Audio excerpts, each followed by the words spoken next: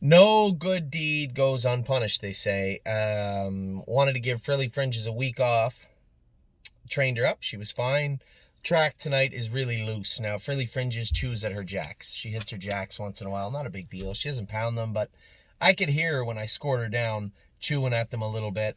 And she actually made a break in the post braid, scoring down.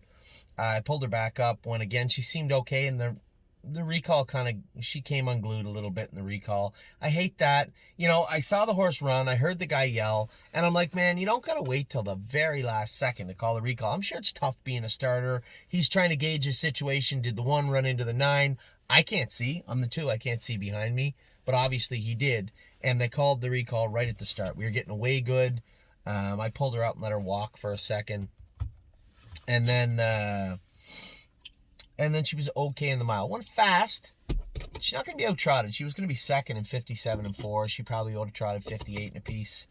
But she was chewing at herself. I could hear, if you watch her in the straightaways, going to the quarter pole, coming to the half, down the backstretch before she made the break, you see her kind of get her ass over a little bit, get a little rolly. She's just chewing at that jack. Now, we lightened her up and put aluminums on her, but that was like a month ago. And on a firm track, she's fine. You wouldn't think, for those of you that aren't horsemen out there, you may not think that makes a difference, but it makes a huge difference sometimes. Horses that interfere will interfere much, much more on a deeper, what horse people would call a cuppy track, where they hit the ground and it just breaks away under their feet.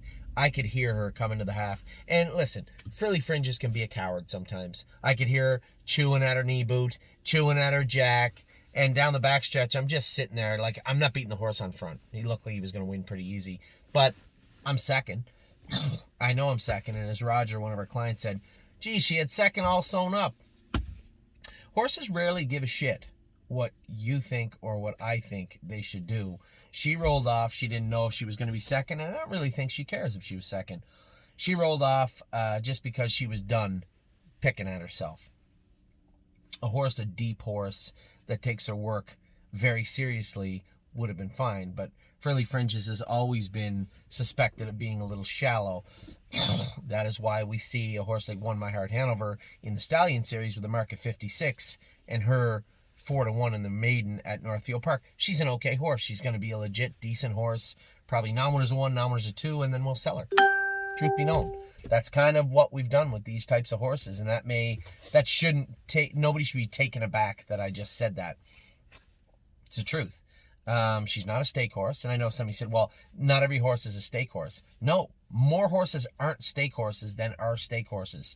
But keeping horses around that you know are non-winners a 2, non-winners a 1, non-winners a 2, and then that's it, right to the brink, makes no sense unless you keep them non-winners 1, non-winners 2, and then look to sell them. It just makes no sense to do it any other way, and that may come off as blunt or crass, and people may not like that. But at the end of the day, there has to be a path forward for us. There always does, whether you like it or not. There has to be a way forward, and keeping her knowing that she's a condition claimer of some sort afterwards isn't very helpful. I'll pitch tonight's break. I know exactly what happened. The track was loose. She chewed at herself.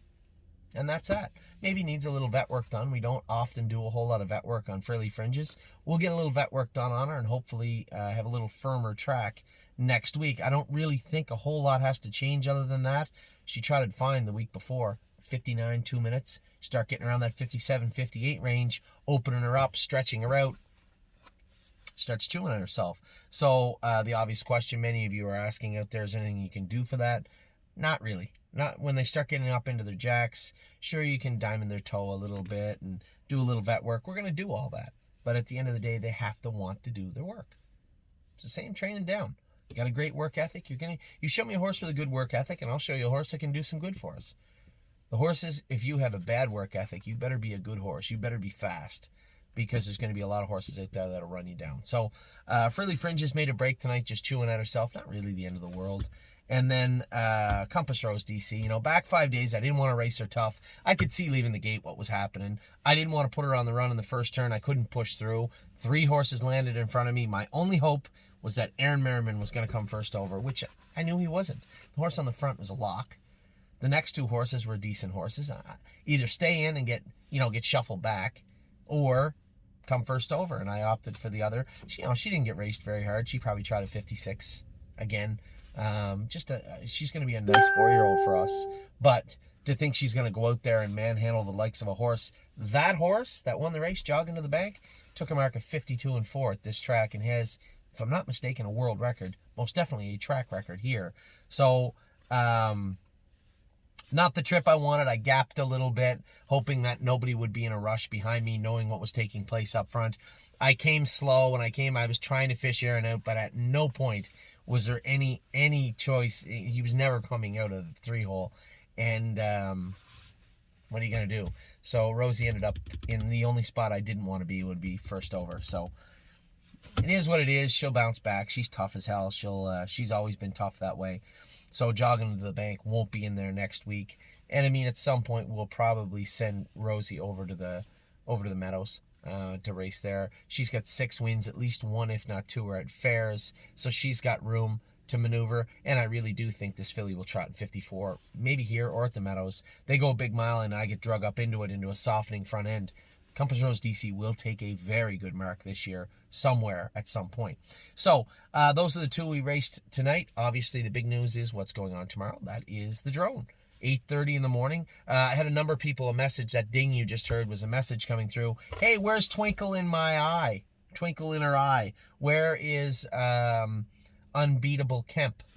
So I just sent in a video. My apologies. I just hit load. It didn't load right on YouTube. Twinkle in her eye just hit a splint crowd, and somebody said, well, you said she trained great Saturday, and then they crowd a splint? That's exactly what they did.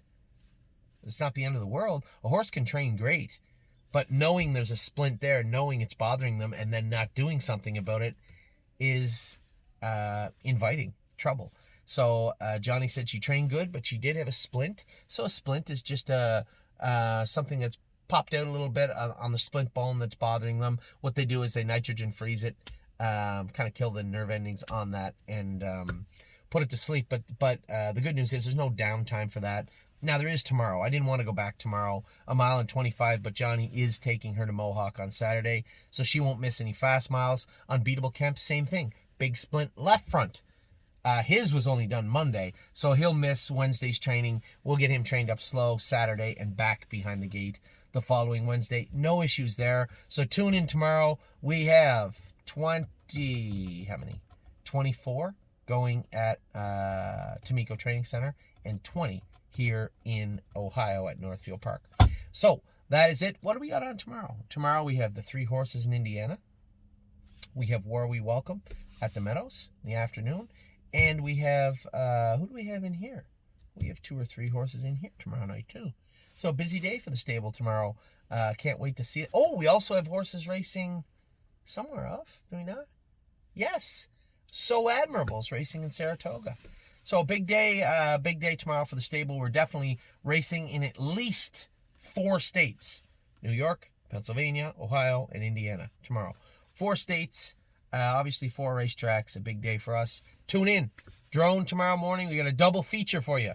The drone out of Tamiko and the live training sets here starting at 11 a.m. 8:30 in Toronto, in Ontario, 11 a.m. here in Ohio. We'll talk to you guys very soon. Hope you had a great day. Yeah, it wasn't a great day. Rosie was 4th. Frilly Fringe's run. Spirit of Dio qualified great, though. Big day overall. We'll talk to you guys soon.